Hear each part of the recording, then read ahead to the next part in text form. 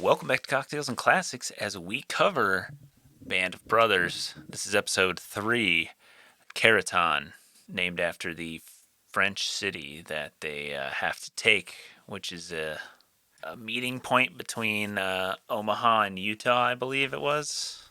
Yes. Yep. Episode 2 was Day of Days. We did D-Day. I think this is it D-Day plus 2, I think? We start D-Day plus 2.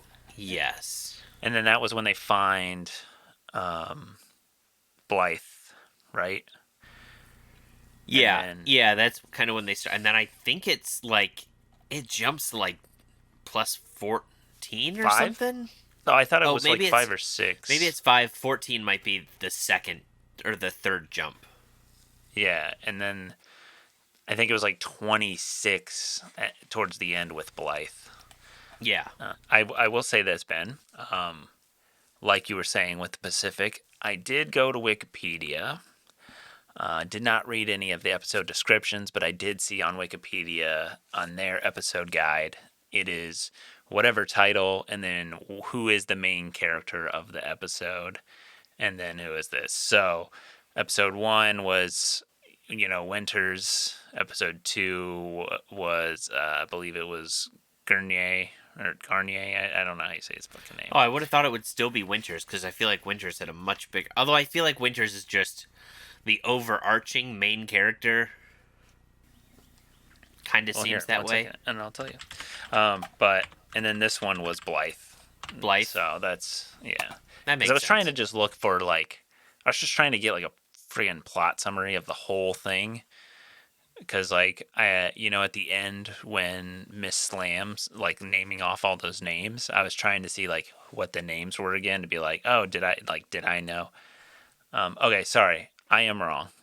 Episode 2 was Winters is the main character on here. And then episode 1 was Winters and Sobel. That makes sense, yeah.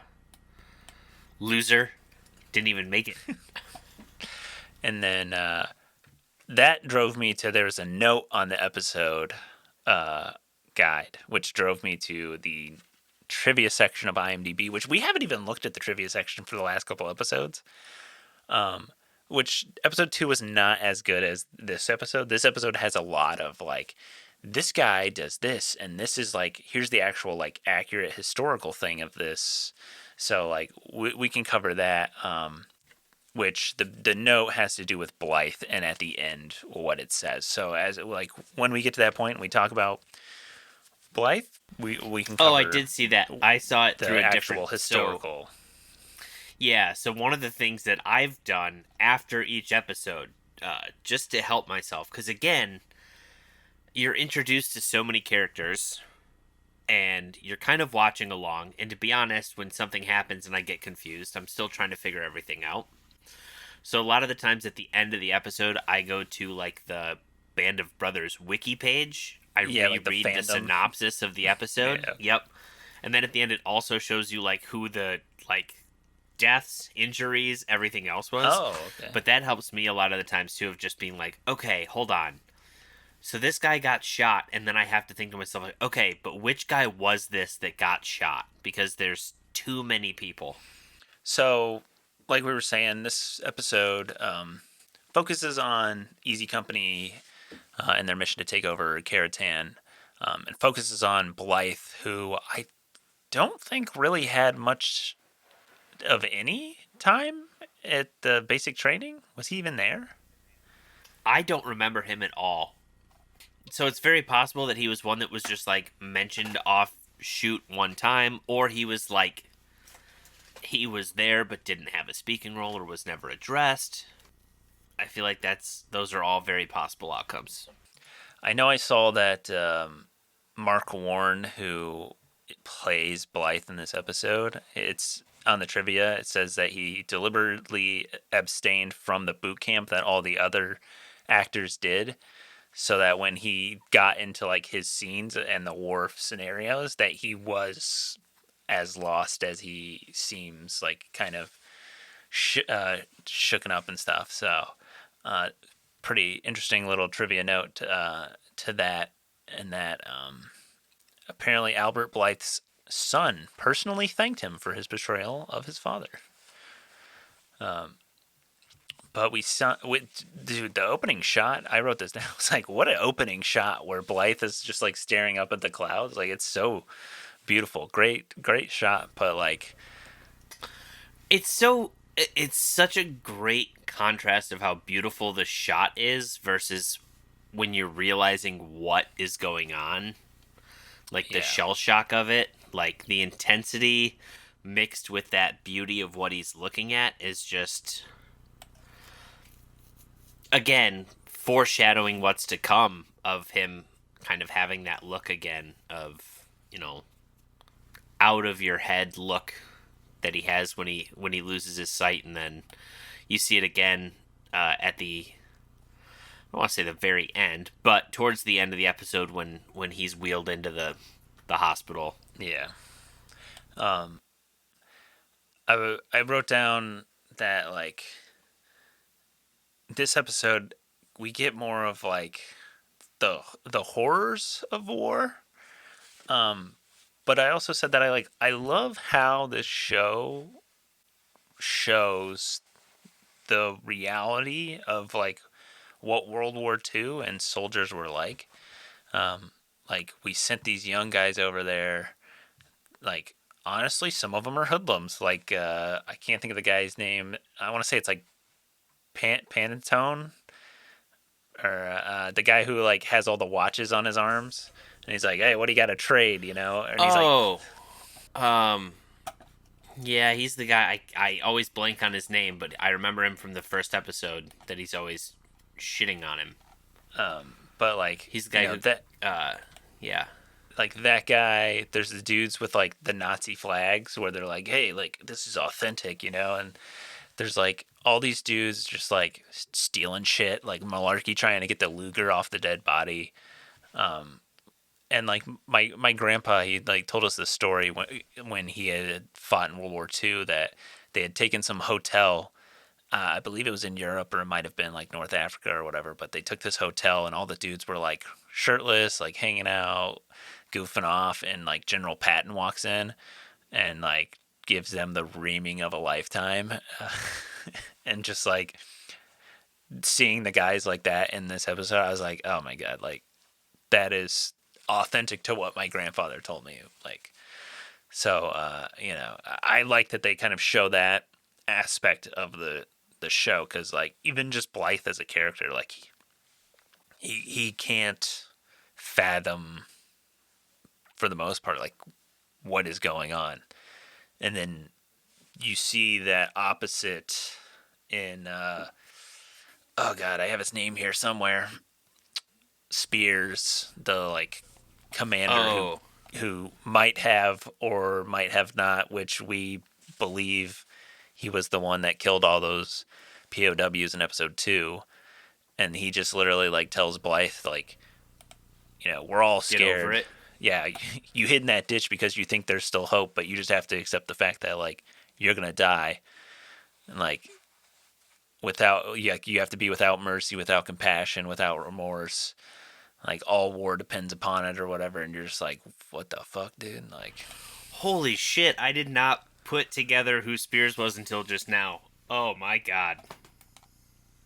All right, sorry. I just went on the IMDb rabbit hole and did not put this together. So most people recognize him for the fact that he was in Gossip Girl. oh, He's the one guy's dad. okay. Uh, but I recognize him from the failed 1997 made-for-TV movie slash pilot for the Justice League of America, where he played Green Lantern. Oh, I did not put together that was him. I was gonna say, I see. I still know what you did last summer. I feel like, I'll be honest, I I think it's because you don't really see much of him in Band of Brothers. I feel like even the moments you get of him are not really. I don't know. It just didn't seem like him in the moment watching it. But Oh, Uh, yeah, it's crazy to me that like he kind of becomes this like mythos type character where all the guys are talking about like, oh yeah, I heard he did this, and I heard he shot one of his own soldiers, and I heard, and it's like, and I'm sure it's realistic that, like you hear the story of somebody's actions and it became like either grander than it was or it was worse, or apparently that's actually a true thing according to the IMDb trivia, that Lieutenant Spears actually did kill the Germans.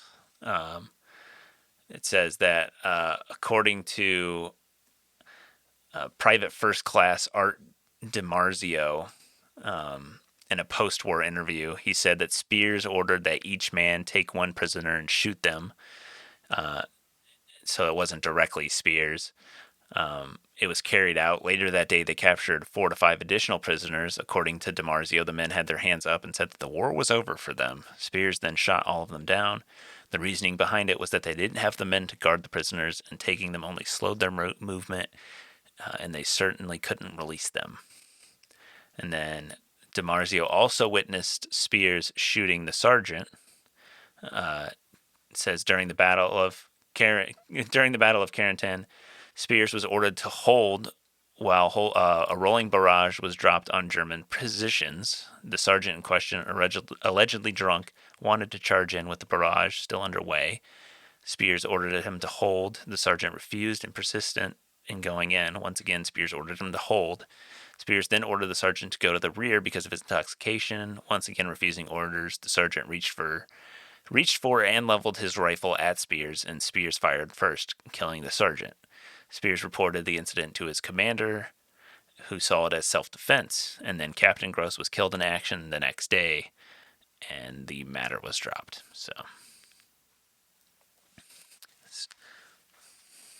So it's kind of crazy to me how much of this, and I mean, the whole thing is based off a book, but it's crazy yeah. to me that like how much of this is like actually based off of real events, and and I maybe that's mean, why. even some of the stuff like I was reading through, Luz or Luz, uh, like is gonna throw the grenade and doesn't, and then opens the door. It was based on a different soldier, but that is a real story that happened. Yeah, So yeah, I feel like they did a good job of like taking experiences that they'd read or they'd heard, and kind of, even if they incorporated them into these guys, which again, most all of these, I think most all, if not all, of the characters on this show are real life, you know, people. But the fact that they kind of took a little bit of leeway to be able to kind of tell other stories, or explain things that happened during the war was. yeah, and man, I just watching this.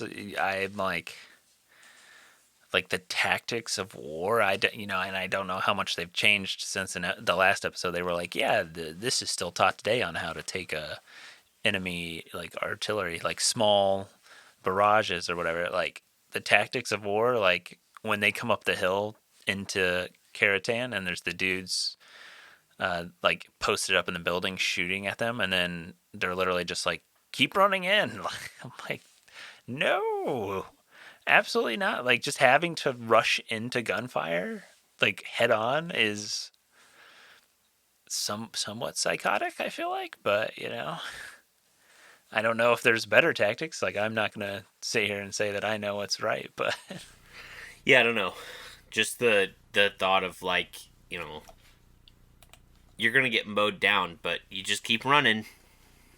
You keep going. There you go. Next one in. yeah, and like like I said, like this episode really shows the horrors of war. Like in that Battle of Carentan, like we see people getting legs blown off, getting like the one dude who runs he runs into this like bakery, I think, and like goes out the back, and he's like sees the sheets on the clothing line. And he's Yeah. like freaking out, and then he like kind of shoots at the shed in the back just to like make sure no one's there, and then comes back into the building and like gets blown up, and like his legs are messed up, his face is messed up, like, and his buddies are just like, "Oh no, you're looking great, dude. Like, we'll help you out of We're here, good. man. You're all We'll right." get you. You're good. You're all right. I All saw right. Half your face is another pretty messed up, but that's all right. We got you. trivia thing. That guy survives. He it was actually his other eye that gets messed up, but he survived and found the guy who helps him out, found his family, and like met with them and stuff when he came back to America after like a year in the hospital or whatever. And the guy like didn't believe it because he was like, no, that guy clearly was dead. Like, but he survived. Wow. That's intense. Yeah. That literally. So the Yeah, guy. Okay. So the guy who Tipper. was blown up. He was the one who then went to go visit the other guy's family. Yeah, In Talbert's defense, yeah, if I'd have saw that dude and they're like, yeah, he's here to visit you, I'd have been like, no, no, he's not. I watched that man. He's not here. yeah. What's crazy as well that like how much of an impact these people had on each other. That like you also remember this person. Like they knew each other for I don't know, like maybe 8 months to a year. I don't know how long training was for World War II, but like then they get to France and they were in battle together for maybe 2 weeks. But he like clearly later in life is like, no, like Tipper died. Like I remember this man. Like I I don't know. watched It's this man crazy get because blown like up. yeah, like it's crazy to me that like there's people I feel like in life that I've met who I've forgotten, even though we worked together for however long. Like it's crazy to me like how much of an impact it has on someone. Oh yeah, I mean the traumatic experience and that's kind Shared. of shared through that. Yeah, because I mean, I think about it like people I went to college, like not like in our friend group, but people I had classes with, probably the same classes, time after time after time after time. Maybe one or two of them whose name you could show me like a picture of them and I'd be able to tell you who they were. I don't remember. But for someone who shared like that traumatic of an event, yeah, I mean that's what's the MASH quote? Hold on, guys. Let's get real old school. While you're looking that up, Ben, you'll love this one. By the time the third episode had been completed, more pyrotechnics had been used in this show than the entire Saving Private Ryan film. That's kind of nuts. It does kind of make sense though, because we're at 3 hours. Saving Private Ryan is what, around 3 hours, probably less. Yeah, I could definitely believe it with how much was going on in this was ridiculous. So I think Hawkeye says maybe we'll see each other again, but in case we don't, I want you to know how much you've meant to me. I'll never be able to shake you. Whenever I see a pair of big feet or a cheesy mustache, I'll think of you. And mind you, these guys in the TV show were together for much longer than the Korean War.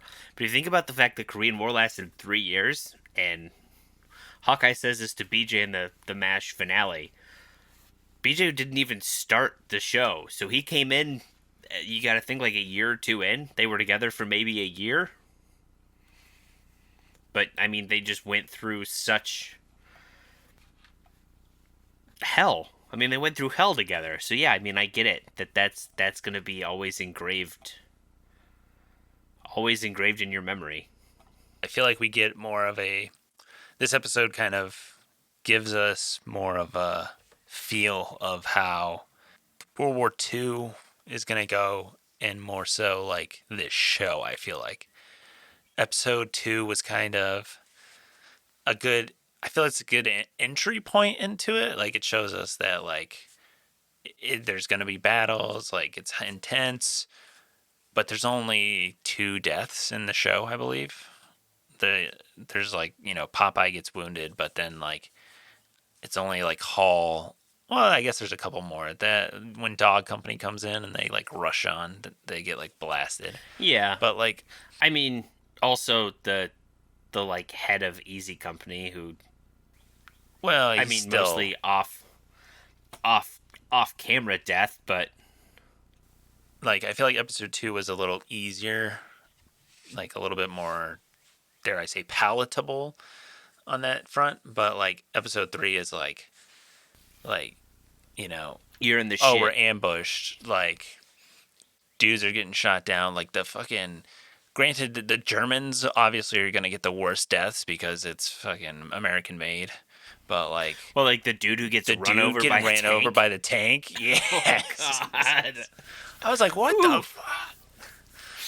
All right. Oh my god, yeah, like I don't know. For me, the big talking points of this episode was that, like, we start to see like war is not great through violence.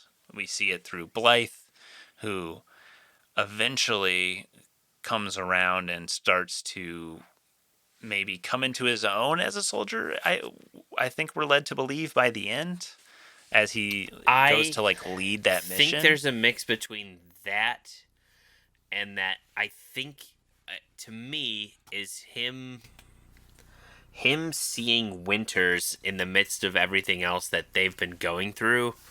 For Winters to still kind of be taking the charge and leading the way he is in the face of what they're going through, I think that's what kind of gives him that like spark of like, okay, which just to me again speaks to how good of a leader that character is. Well, that was my Like, third point of this episode, is that like we see Winters just how excellent, like you said, of a leader, in that he understands like leadership tactics. Like in episode 2 with Garnier, it was like I need to rein him in, take a little bit more of like a buddy approach with like the Quaker thing, and like it's like his way of getting in and then being like, hey, like, I'm sorry for your loss or whatever. But like with Blythe, it's like, he understands that he needs to be like a more personable touch and like whip him into shape. And like, when he's sitting in that foxhole and he's like, get out, like fire your weapon, don't stop firing, like come on, like, and continues to like use his name the whole time. And like, like, yeah, Winters is such a great like leader, and even just understanding that you need different ways to reach different people. And maybe that'll keep coming up in the series, but like at least in these 2 episodes, like you get great examples that like different people need different ways of being led. yeah, I think so. I think Looking at you, management. Yeah, yeah. No, I think this not only showed in that regard, but also when he's there in like treatment and he sees Blythe sitting on the floor and he's like, "Hey, what's the matter?" And he's like, "I can't see." And Winters is like, "Okay," and he's kind of talking to him and he's like, I don't want to let anyone down." And Winters is like, "You didn't let anyone down." Like he's just like talking to him and guiding him through it. Just more than being, especially after for Blythe, what he got the talking to from Spears, which was just like, "You're fucked anyways, so just do it." And Winters is like, "Hey man, it's okay. We're all going through this same thing. Like, you're not letting anyone down. It'll be all right. We'll get you out of here. We'll get you home." And he's like, "I'm good. Okay. I think I'm good. I can see." Yeah. Also, it's not supposed to be like funny, but it does kind of seem like a lighthearted, more so moment when like Winters is like out in that alley and the officers ask him like, "Hey, is it good to clear or like to cross?" And he's like, "Yeah, Yeah. I'm standing out in the fucking alley. Like, come Yeah. on." And then like 10 seconds later, after they pass, and him and Choo! Nixon kind of like share a moment together. Like, yeah, he catches a ricochet in the leg. You're just like, oh my god. I thought I mean, obviously I didn't know that it was like a ricochet, but like when he got shot in the leg, I was like, oh shit, no, Winters. Like, Yeah, that was my. I was like, oh no, wait, what? And then I see him like walking it off, and he's like, ah, son of a bitch. I'm like, yeah, wait you a like you minute. see him like getting it pulled out, and he's just like pissed off at himself. Like I was like, okay, Yeah. like Well, and then later in the episode, with like, how's the leg? And he's like, it hurts. What do you mean it hurts? Not too bad of a limp. How's the leg? It hurts. I was shot. What are you talking about? yeah, there's like they want me to take a couple days off, and they're like, yeah, you should, you probably should take a couple days off. One of my favorite things, though, for sure, about this episode was Gordon getting back from the med station, having the Purple Heart, and then doing a whole rhyme about about Jalbert getting stabbed. Like, damn, that was impressive. Just the entire time that everything was like rhyming in. Oh, perfect. And the fact that that scene is so good. Like after I go back and like read the synopsis, like you said, I went and read the synopsis because I like didn't quite understand because there's the guys who were like, what is he even talking about? I didn't understand that those dudes were like new recruits, and so like the fact that like he's talking about that, people are enjoying like their time. You see some guys like leave. You see the new recruits are like, what is going on? Like they're telling so many stories at the same time in that scene. It's so fitting to me that Garnier is fucking from Philly. Is Just Philly? like his Yeah, I know. It his checks out. personality when he like pulls the new guy to the side and he's like, "Yeah, Hey, South you from Philly? I Philly? could tell." I can tell. You're like, oh shit, they're about to get in a fight, and then he's just like, Yeah. I grew up on 17th. Oh my Oh, Front god. Street. Yeah. Oh, you know Nicky? Oh yeah, I know him. Yeah, like it was so fitting. I was like, God damn it. He is Philadelphia. Such Philadelphia. This man definitely chucks batteries at Santa Claus. God damn. As we've gone through and kind of talked about the end of it, did you talk about the thing about Blythe? No, I didn't. So Okay. Cuz I saw this too through the reading through the trivia section on the on the Band of Brothers wiki page. but So, yeah, so I guess like to for those who haven't seen it or haven't seen it in a while, Blythe is this character.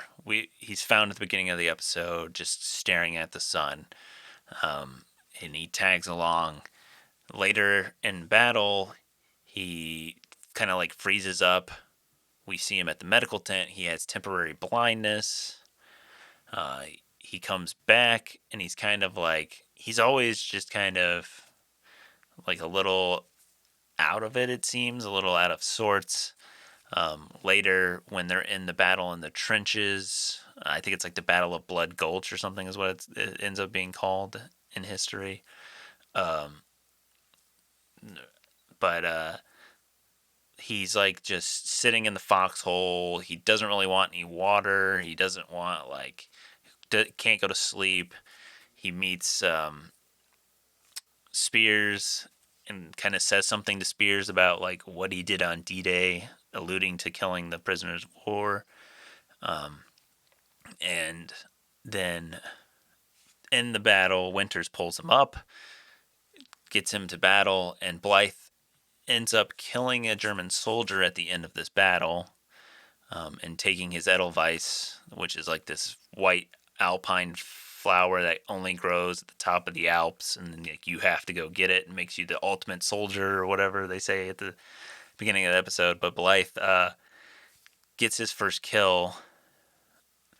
Kind of like he goes to like confirm it almost because he doesn't see the guy die.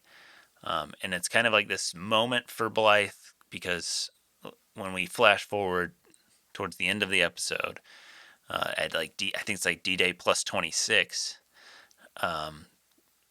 with Nixon, his little squadron, they need to go check out this farmhouse, and Blythe volunteers. He's the only volunteer out of the group, and he also volunteers to lead. And then he goes up ahead and he gets sniped and shot in the neck. And you kind of assume the worst for him because obviously it's World War II and everything. But turns out he's okay ish. Goes to the hospital.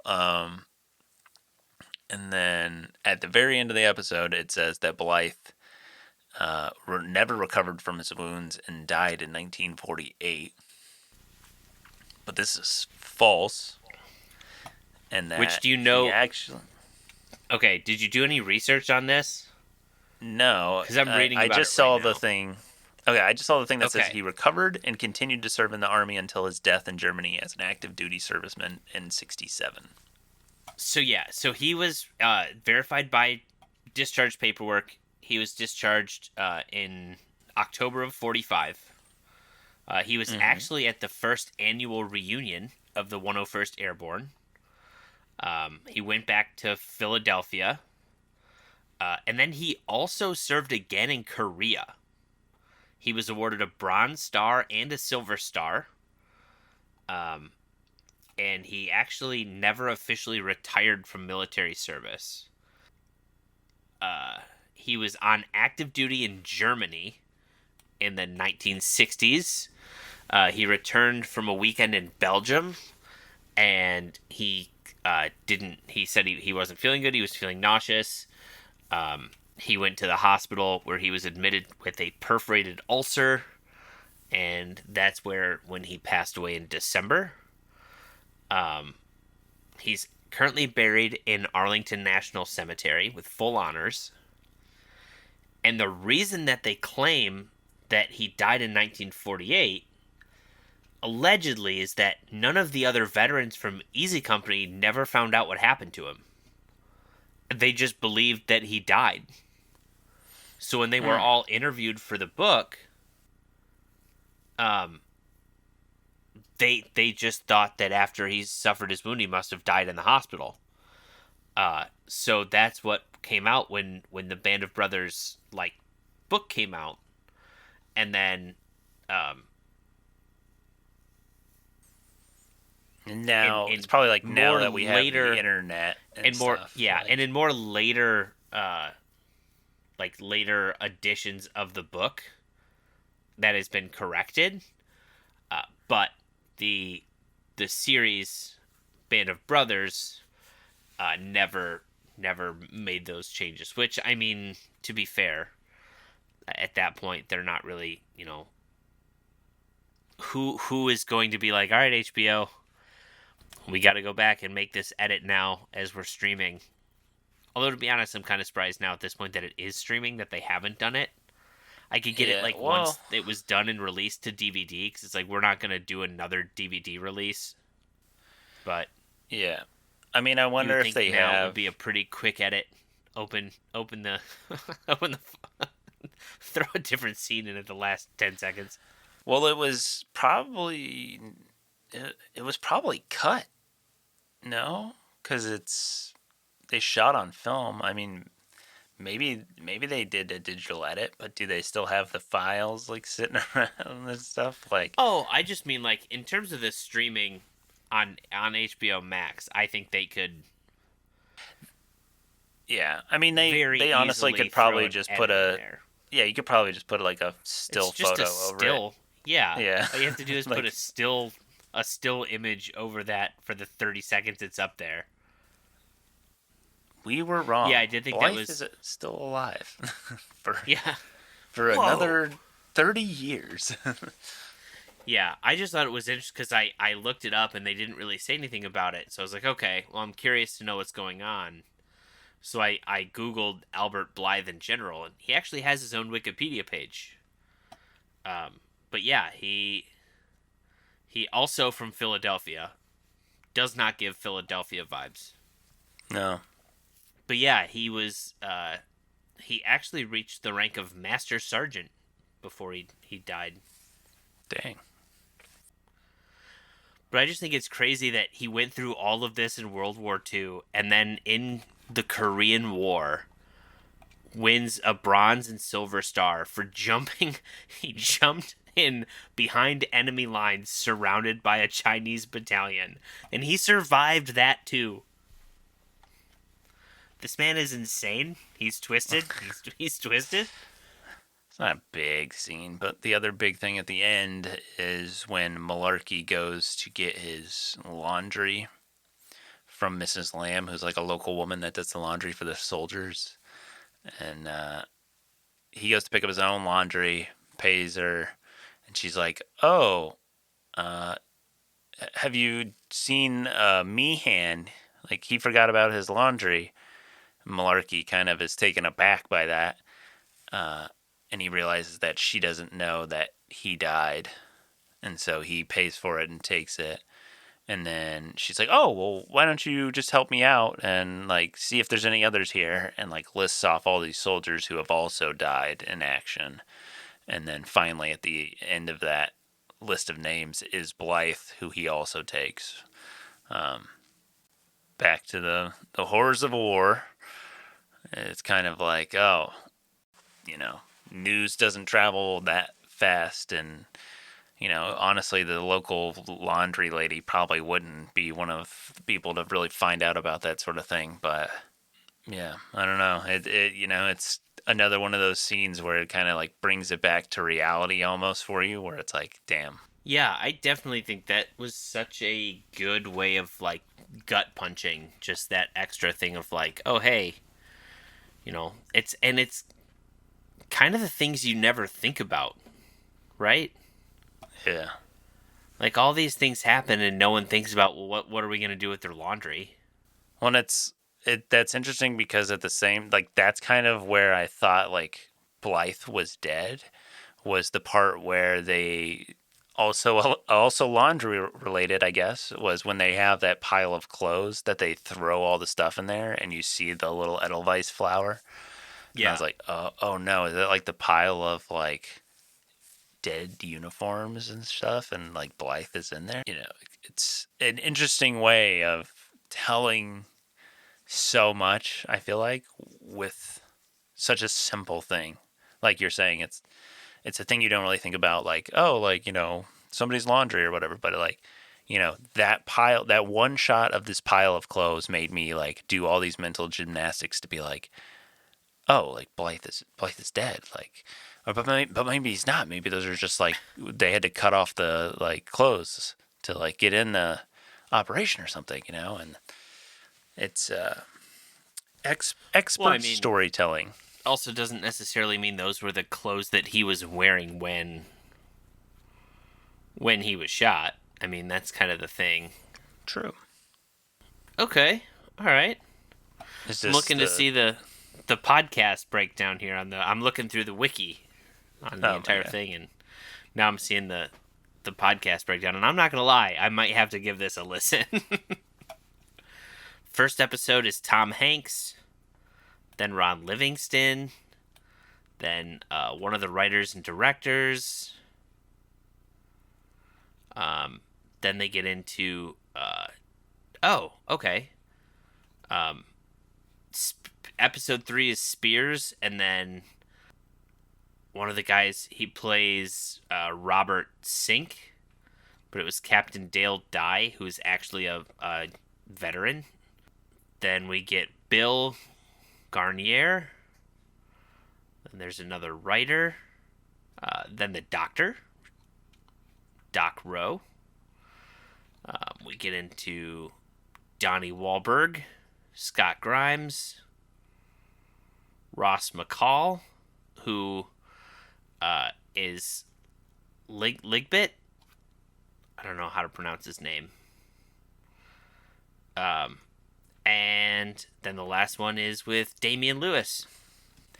One last piece of trivia here that is actually fairly interesting. So there's the conversation between Nixon and another soldier where he asks why he's carrying his reserve chute with him the whole time, and he says that it's made out of silk, so he wants to send it to his wife, and maybe have her make a wedding dress out of it or whatever. And according to the IMDb trivia, Lieutenant Harry Welsh did in fact make it back to England and have his chute made into a wedding dress for his bride, as he had planned, which is pretty interesting because I didn't know parachutes are made out of silk. Are they still made out of silk, or is that like an old I don't know thing? if they still are, but I did know that olden or in the older wars and that was a thing that they were that the because I think it was because like it was such a lightweight material. Yeah. But I never would have thought of anyone using it to take back with them to use as a wedding dress. That is a new twist on things. Yeah. Doesn't Nixon say something like doesn't he call him like sentimental or something like that? Yeah, something along those lines. Yeah, that to me was more interesting than like what's his face?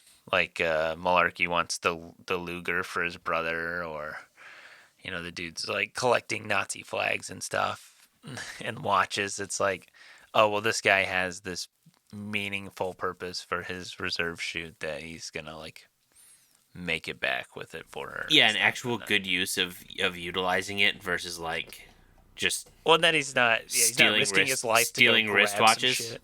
Yeah, he's not running in the middle of the battlefield for a gun. He's yeah.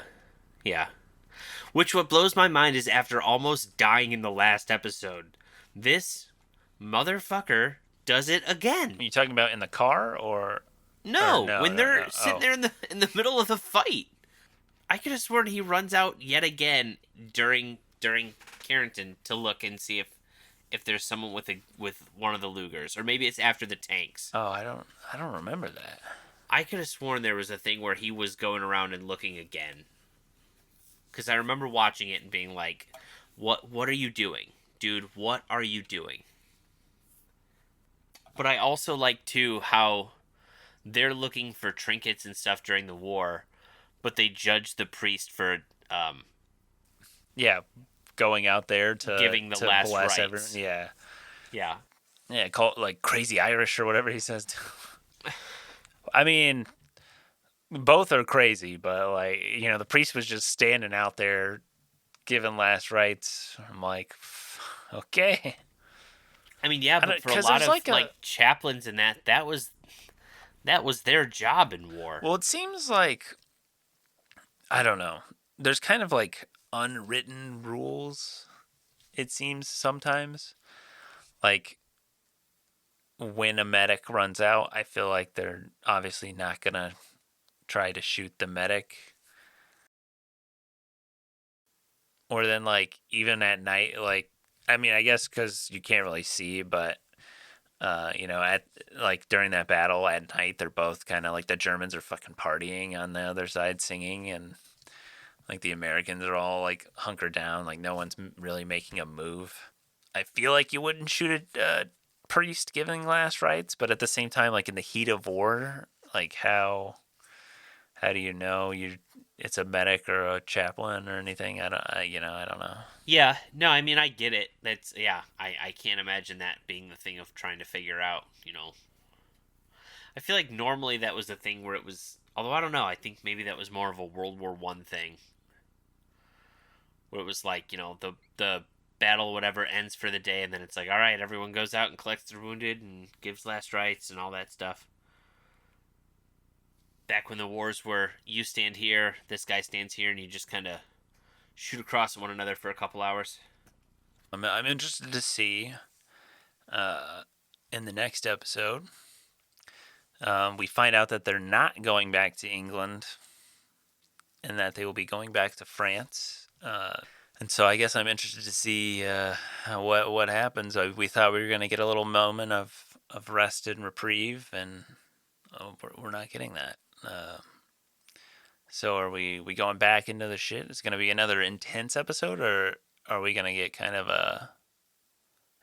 I feel like we talk about this every episode, but I'm actually kind of enjoying, and maybe this is something like, maybe it's making it more enjoyable, not being able to stream every episode. Like I have to like sit with it and think about it and be like I'm like, damn, I want to watch the next episode. Like, it's not like I could just mind-numbingly like go episode to episode. It's like me sitting down to watch the next episode is kind of like a little treat, like my little sweet treat to myself.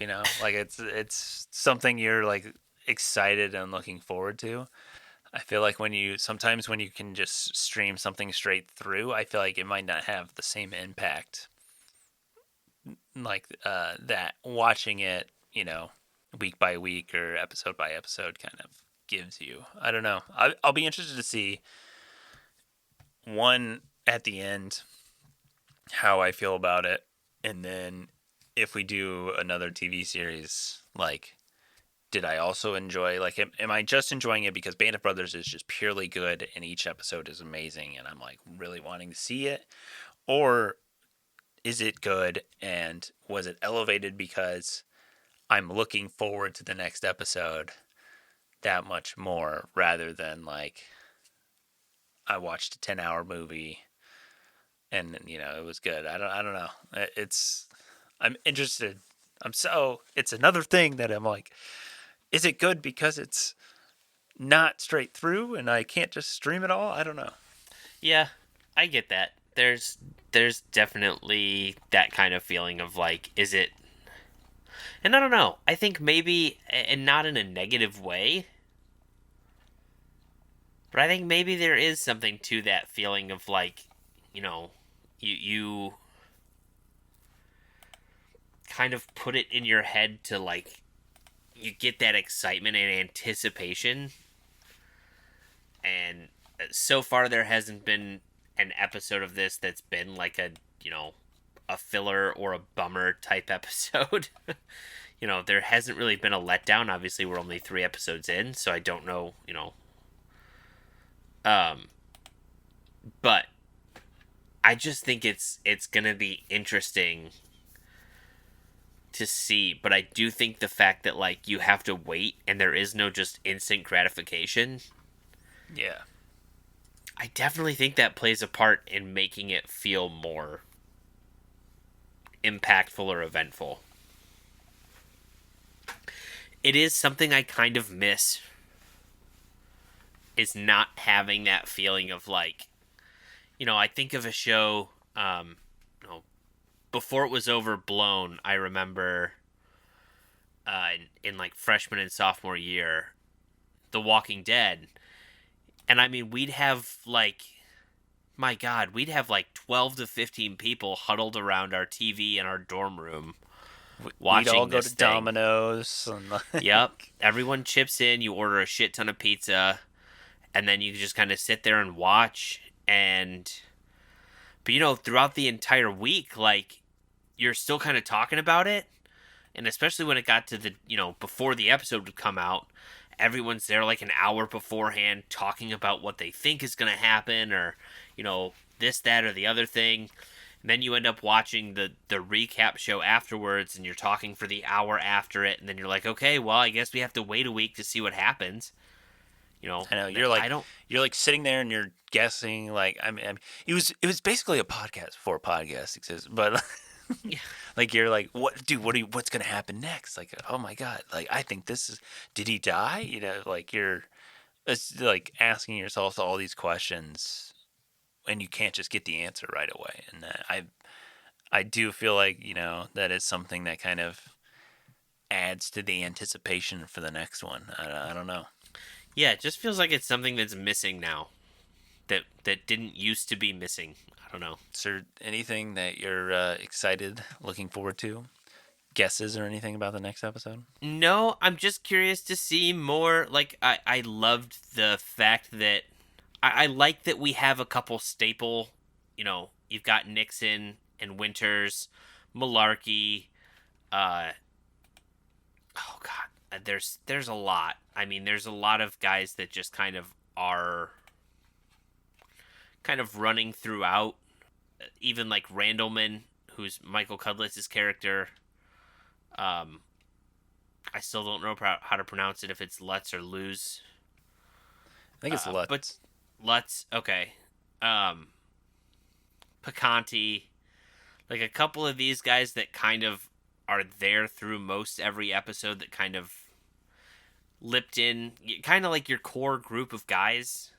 But then I like that you're kind of given different people here or there that you kind of get to know and learn about. And I'm hoping as we go and shift even through the other, as we focus on other people, we'll still get a couple of those episodes that focus on a couple of the guys that we still haven't gotten to see a ton of yet. But Well, Ben, next episode, the main character is Denver Randleman. yes, So, Michael Cudlitz is such a good actor. So good. well, I was looking for, because I was like, I want the Nixon episode. That is not till much later. Very anticipating that one because I feel like his character is just kind of present. never really doing much in the episodes, I feel like. So I'm a little excited to see some more Nixon in my life. Not Richard, but Lewis. Fair. I'd agree with that. So far, it just kind of seems like he's like the easygoing guy who just kind of shows up after the work's done. Yeah, like I don't think I saw him at all in the one battle. Like in Carentan, like he just popped up at the end when they were wanting to cross the street, and then he's there like every once in a while when they need someone to like kind of give Winters like a nice line of dialogue, and then just kind of fucks off, and then shows back up in like some weird time, and you're like, what are you doing here? Yeah, what is your job exactly? What do you do here? Which is so fitting, right? From Office Space. Yeah. What do you do here? Yeah, I mean, once again, like you were saying, it rolled to the hey, want to start the next one, and I was like too slow because I was watching on my Xbox, so the controller turned off, and then it like started doing the recap, and I was like, no, wait, stop, don't spoil for me yet. But yeah, I'm excited for the next one. Hopefully, you all are excited as well if you're watching along. Check us out next week as we go to episode 4 of Band of Brothers. Share us with your friends and family. Leave us a review wherever you listen. Hit us up on Instagram at Cocktails and Classics Pod, or go to our website, cocktailsandclassicspod.com. Check out our other episodes, and let us know what you thought about episode 3 of Band of Brothers and Carentan. And as always, watch responsibly.